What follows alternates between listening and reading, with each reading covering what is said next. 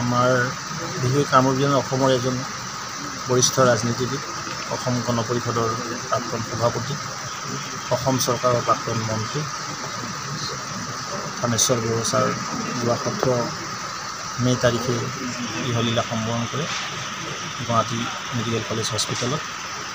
বহুদিন ধৰি তেখেতে বিভিন্ন ধৰণৰ ৰোগত আক্ৰান্ত হৈ আছিল, যাৰ নিয়তিৰ পৰামৰ্শত 17 মে' দিনাখন তেখেতৰ বিয়োগ হয়। তেখেতৰ বিয়োগত অসমে এজন আমি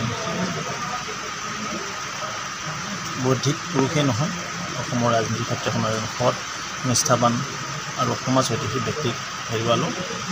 এই হিচাপতে মই শোকসন্তপ্ত পৰিয়ালৰ সমবেদনা জ্ঞাপন কৰিছোঁ। আৰু আমি নিৰ্বাচনৰ কামত বেলেগ প্ৰদেশত ব্যস্ত থকাৰ কাৰণে আহিব পৰা নাছিলোঁ। যোৱাকালি ৰাতি কলিকতাৰ পৰা আহি উপস্থিত হৈ আজি বড়ো ছাৰক শ্ৰদ্ধাঞ্জলি অৰ্পণ কৰিছোঁ, শোকসন্তপ্ত পৰিয়ালৰ খবৰ লৈছোঁ। আৰু আমিও ভাৰতীয় জনতা পাৰ্টি অসম গণ পৰিষদৰ উদ্যোগত অহা 30 মে' তাৰিখে একাজলি শ্ৰদ্ধাঞ্জলি অনুষ্ঠানৰ আয়োজন কৰিছোঁ।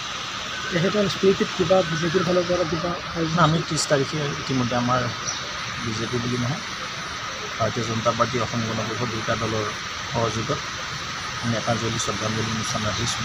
তাৰ পৰৱৰ্তী সময়ত আমি দেখা যাব। পলিটিকেল